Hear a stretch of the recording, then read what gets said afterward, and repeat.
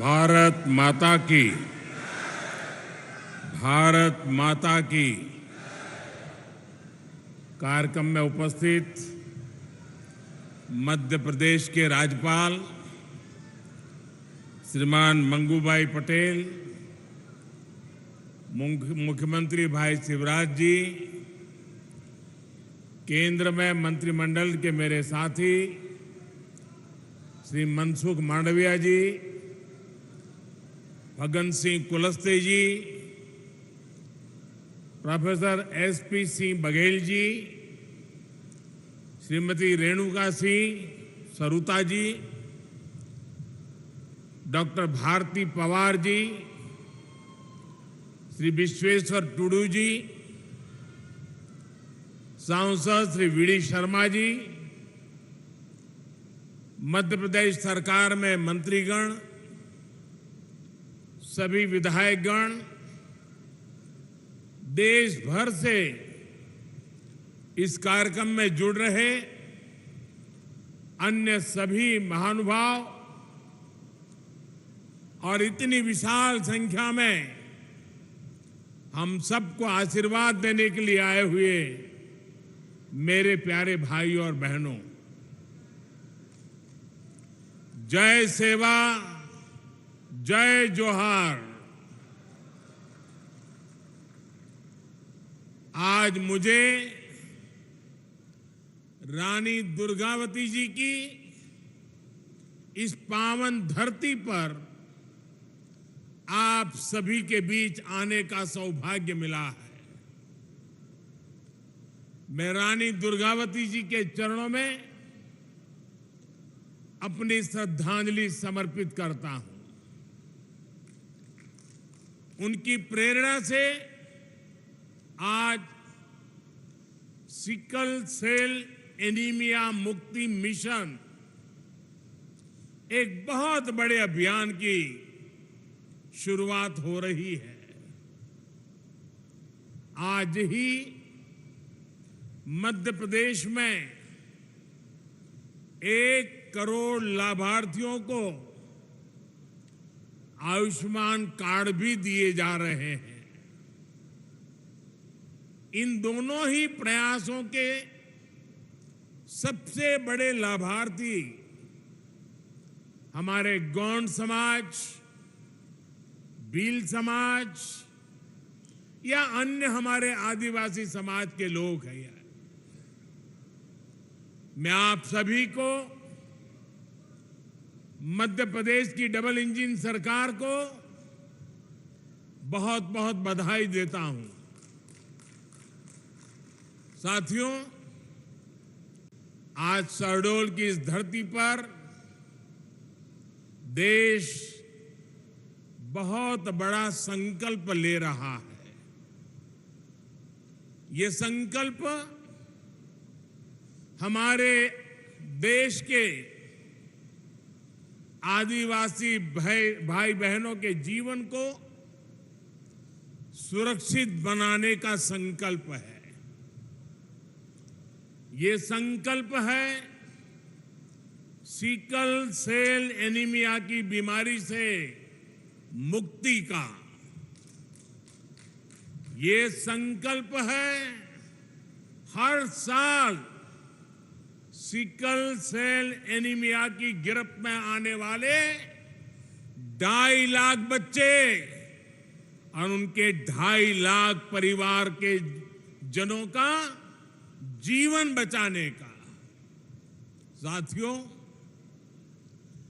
मैंने देश के अलग अलग इलाकों में आदिवासी समाज के बीच एक लंबा समय गुजारा है। सिकल सेल एनीमिया जैसी बीमारी बहुत कष्टदायी होती है। इसके मरीजों के जोड़ों में हमेशा दर्द रहता है। शरीर में सूजन और थकावट रहती है। पीठ, पैर और सीने में असहनीय दर्द महसूस होता है। सांस फूलती है, लंबे समय तक दर्द सहने वाले मरीज के शरीर के अंदरूनी अंग भी क्षतिग्रस्त होने लगते हैं। ये बीमारी परिवारों को भी बिखेर देती है और ये बीमारी न हवा से होती है, न पानी से होती है, न भोजन से फैलती है।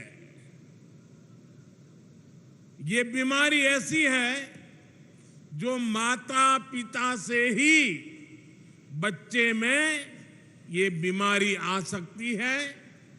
ये आनुवंशिक है और इस बीमारी के साथ जो बच्चे जन्म लेते हैं वो पूरी जिंदगी चुनौतियों से जूझते रहते हैं। साथियों, पूरी दुनिया में सिकल सेल एनीमिया के जितने मामले होते हैं उनमें से आधे 50% अकेले हमारे देश में होते हैं।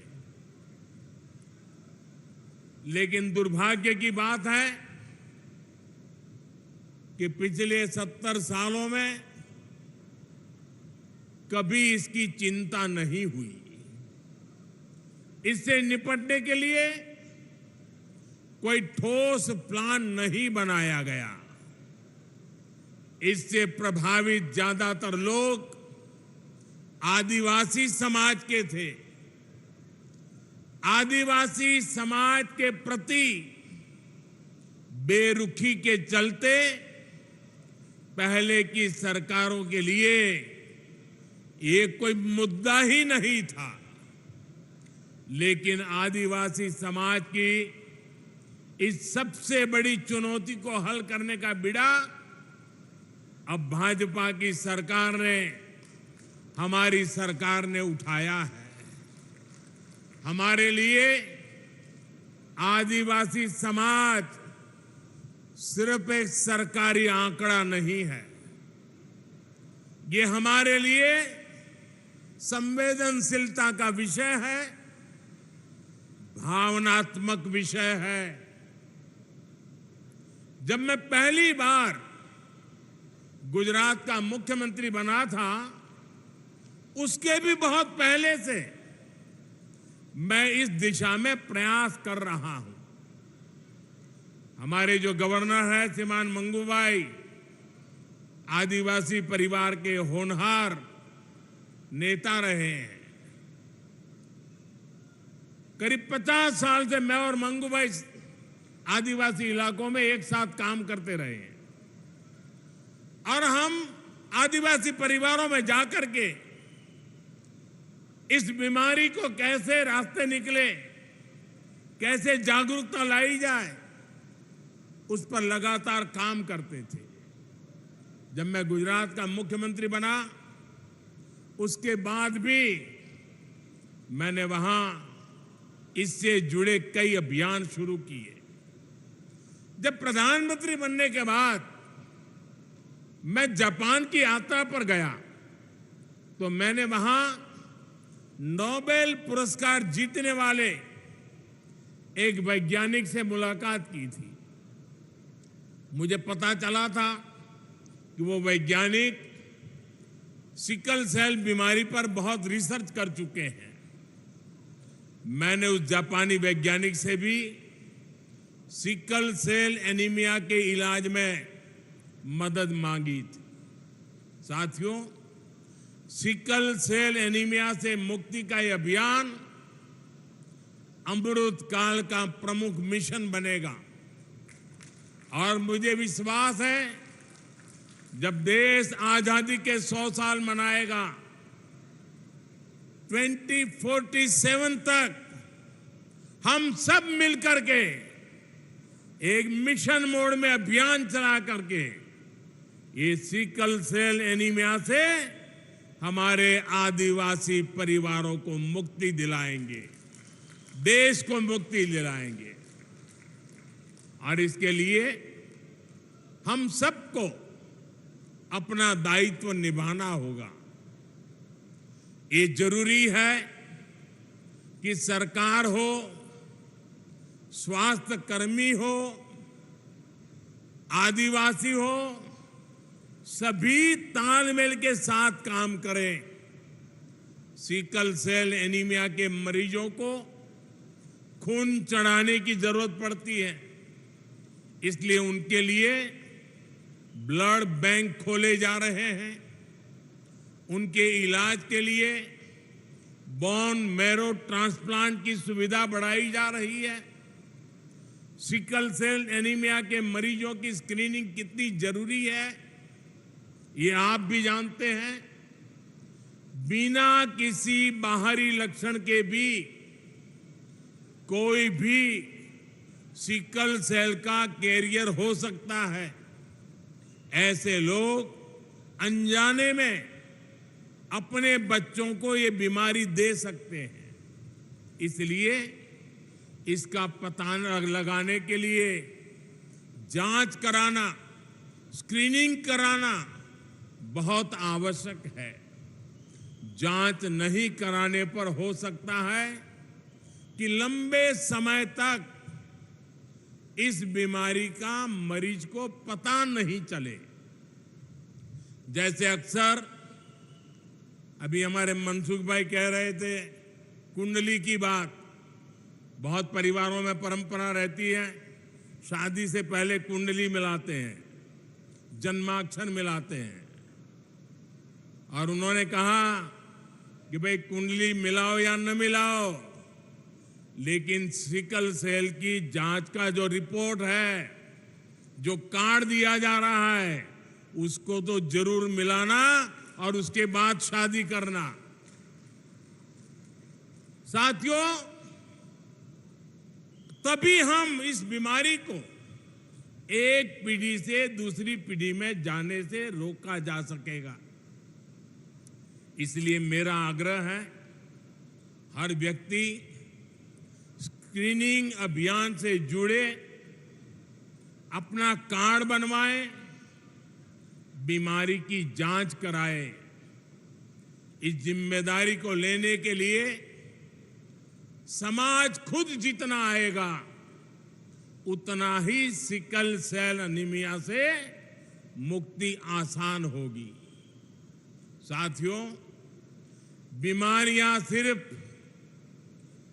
एक इंसान को नहीं, जो एक व्यक्ति बीमार होता है उसको ही सिर्फ नहीं, लेकिन जब एक व्यक्ति परिवार में बीमार होता है तो पूरे परिवार को बीमारी प्रभावित करती है। जब एक व्यक्ति बीमार पड़ता है तो पूरा परिवार गरीबी और विवशता के जाल में फंस जाता है। और मैं एक प्रकार से आपसे कोई बहुत अलग परिवार से नहीं आया हूं, मैं आपके बीच से ही यहां पहुंचा हूं। इसलिए मैं आपकी इस परेशानी को अच्छी तरह जानता हूं, समझता हूं। इसलिए हमारी सरकार ऐसी गंभीर बीमारियों को समाप्त करने के लिए दिन रात मेहनत कर रही है। इन्हीं प्रयासों से आज देश में टीबी के मामलों में कमी आई है। अब तो देश 2025 तक टीबी को जड़ से समाप्त करने के लिए काम कर रहा है।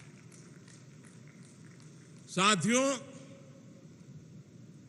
हमारी सरकार बनने के पहले 2013 में काला जार के 11,000 मामले सामने आए थे। आज ये घटकर 1,000 से भी कम रह गए हैं। 2013 में मलेरिया के 10 लाख मामले थे। 2022 में ये भी घटते घटते 2 लाख से कम हो गए।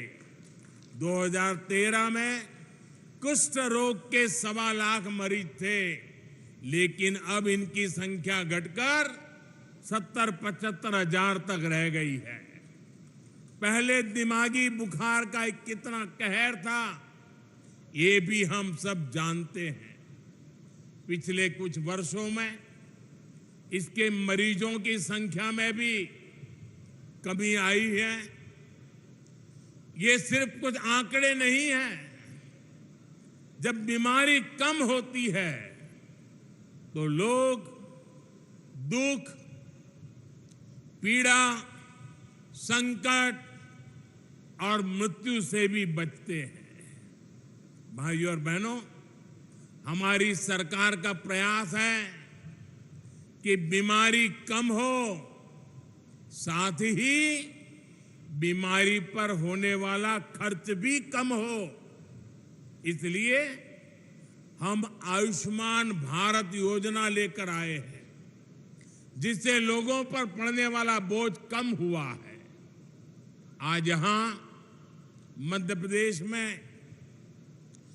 1 करोड़ लोगों को आयुष्मान कार्ड दिए गए हैं।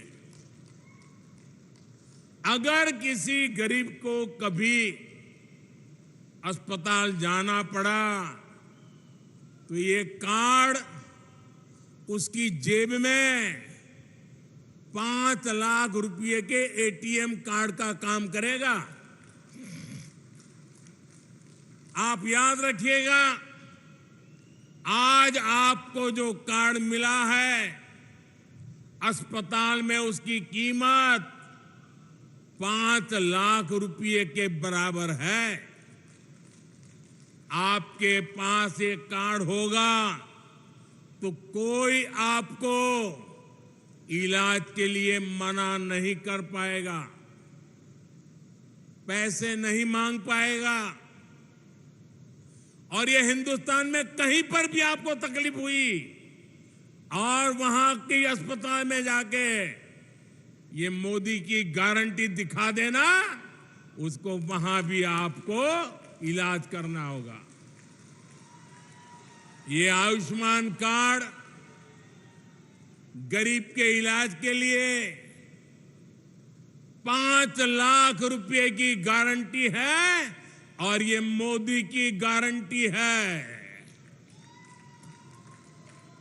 भाइयों और बहनों, देश भर में आयुष्मान योजना के तहत अस्पतालों में करीब 5 करोड़ गरीबों का इलाज हो चुका है। अगर आयुष्मान भारत का कार्ड नहीं होता तो इन गरीबों को 1 लाख करोड़ रुपए से ज्यादा खर्च करके बीमारी का उपचार करना पड़ता। आप कल्पना करिए, इनमें से कितने लोग ऐसे होंगे जिन्होंने जिंदगी की उम्मीद भी छोड़ दी होगी। कितने परिवार ऐसे होंगे जिन्हें इलाज करवाने के लिए अपना घर, अपनी खेती शायद बेचना पड़ता।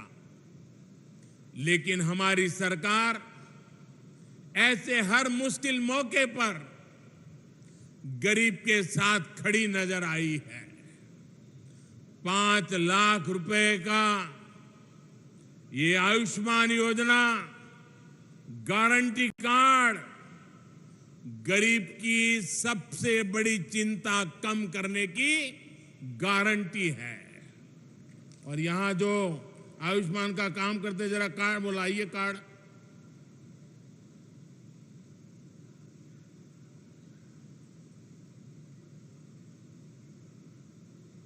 आपको ये जो कार्ड मिला है ना, उसमें लिखा है 5 लाख रुपए तक का मुफ्त इलाज।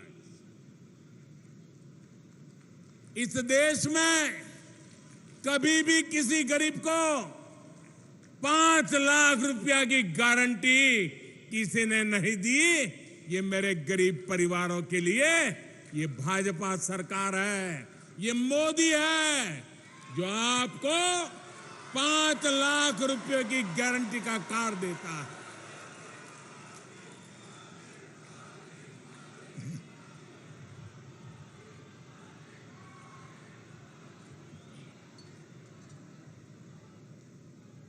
साथियों, गारंटी की इस चर्चा के बीच आपको झूठी गारंटी देने वालों से भी सावधान रहना है। और जिन लोगों की अपनी कोई गारंटी नहीं है, वो आपके पास गारंटी वाली नई नई स्कीम लेकर आ रहे हैं। उनकी गारंटी में छिपे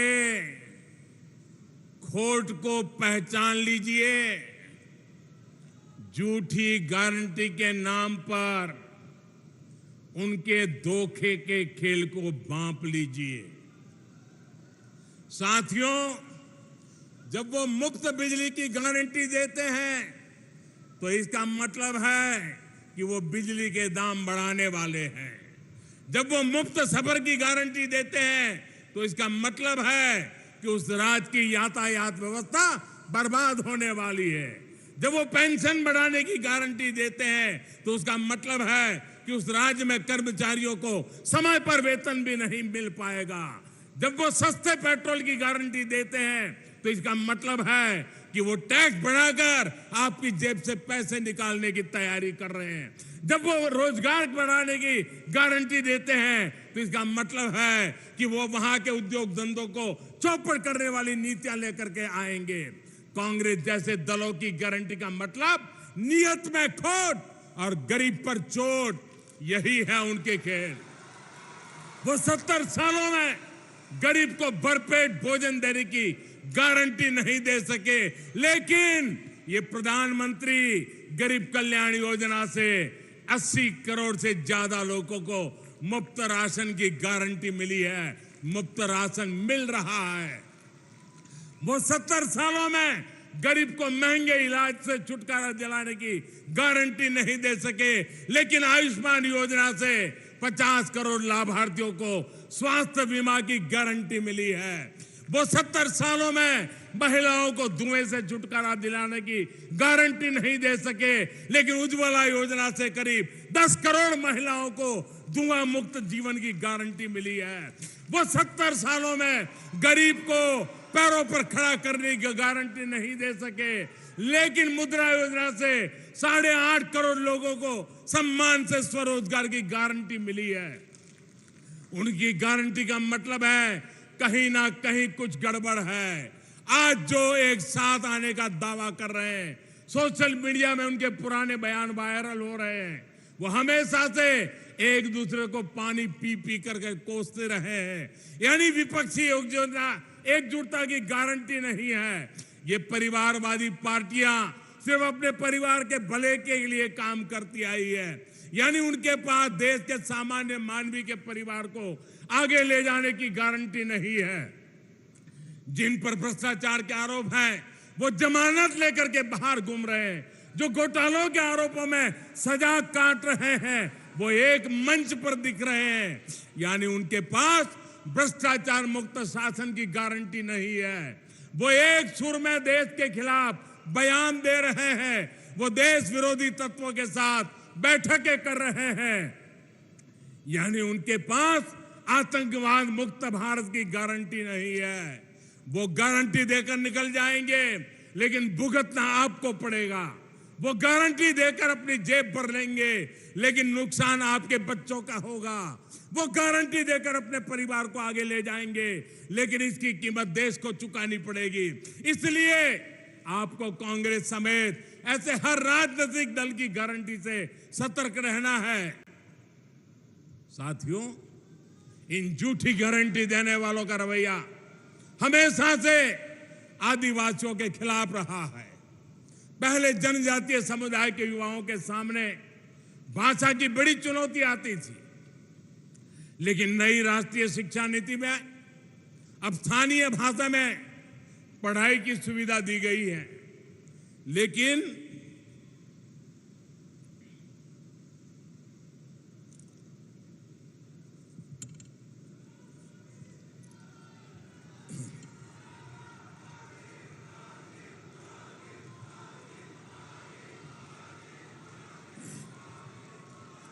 लेकिन झूठी गारंटी देने वाले एक बार फिर राष्ट्रीय शिक्षा नीति का विरोध कर रहे हैं।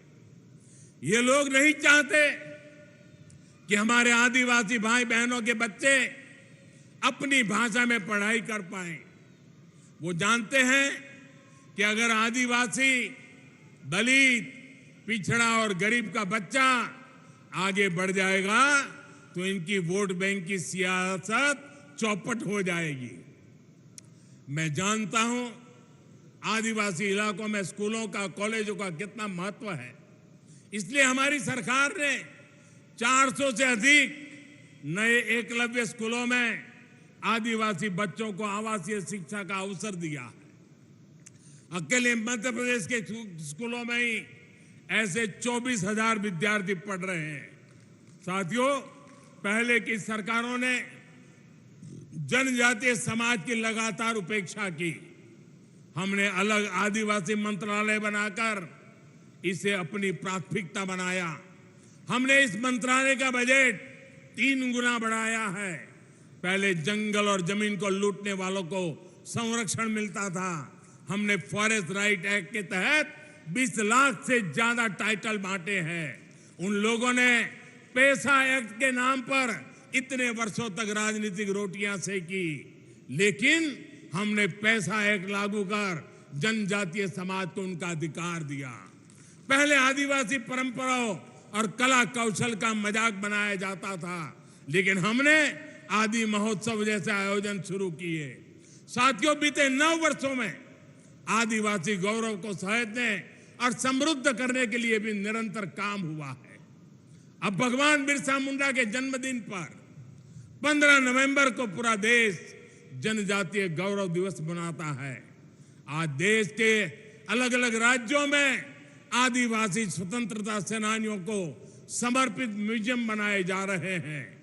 इन प्रयासों के बीच हमें पहले की सरकारों का व्यवहार भी भूलना नहीं है। जिन्होंने दशकों तक देश में सरकार चलाई, उनका रवैया आदिवासी समाज के प्रति, गरीबों के प्रति असंवेदनशील और अपमानजनक रहा। जब तक आदिवासी महिला को देश का राष्ट्रपति बनाने की बात आई थी तो हमने कई दलों का रवैया देखा है। आप एमपी के लोगों ने भी इनके रवैयों को साक्षात देखा है। जब शहडोल संभाग में केंद्रीय जनजातीय विश्वविद्यालय खुला तो उसका नाम भी उन्होंने अपने परिवार के नाम पर रख दिया, जबकि शिवराज जी की सरकार ने छिंदवाड़ा विश्वविद्यालय का नाम महान गौण क्रांतिकारी राजा शंकर शाह के नाम पर रखा है। टंटिया मामा जैसे नायकों की भी उन्होंने पूरी उपेक्षा की, लेकिन हमने पाताल पानी स्टेशन का नाम टंटिया मामा के नाम पर रखा। उन लोगों ने गौंड समाज के इतने बड़े नेता श्री दलवीर सिंह जी के परिवार को भी अपमान किया, उसकी भरपाई भी हमने की। हमने उन्हें सम्मान दिया। हमारे लिए आदिवासी नायकों का सम्मान हमारे आदिवासी युवाओं का सम्मान है, आप सभी का सम्मान है। साथियों, हमें इन प्रयासों को आगे भी बनाए रखना है, उन्हें और रफ्तार देनी है, और ये आपके सहयोग से, आपके आशीर्वाद से ही संभव होगा। मुझे विश्वास है आपके आशीर्वाद और रानी दुर्गावती की प्रेरणा ऐसे ही हमारे पथ प्रदर्शन करती रहेगी। अभी शिवराज जी बता रहे थे कि 5 अक्टूबर को रानी दुर्गावती जी की 500वीं जयंती आ रही है। मैं आज जब आपके बीच आया हूं, रानी दुर्गावती के पराक्रम की इस पवित्र भूमि पर आया हूं, तो मैं आज देशवासियों के समक्ष घोषणा करता हूं कि रानी दुर्गावती जी की 500वीं जन्म शताब्दी पूरे देश में भारत सरकार मनाएगी।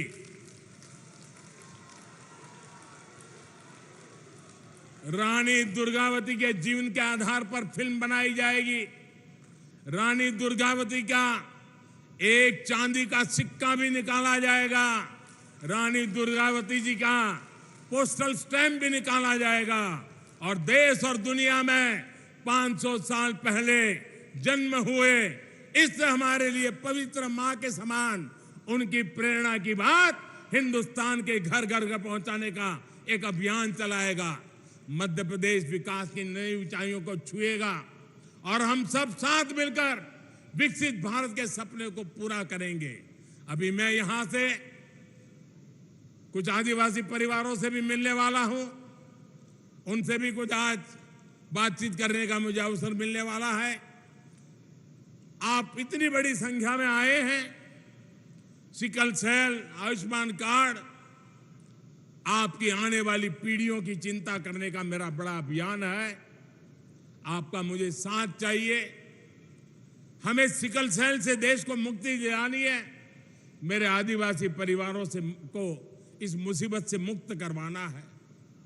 मेरे लिए मेरे दिल से जुड़ा हुआ एक काम है और इसमें मुझे आपकी मदद चाहिए। मेरे आदिवासी परिवारों का मुझे साथ चाहिए। आपसे यही प्रार्थना करता हूं, स्वस्थ रहिए, समृद्ध बनिए। इसी कामना के साथ आप सभी का बहुत बहुत धन्यवाद। भारत माता की, भारत माता की, भारत माता की बहुत बहुत धन्यवाद।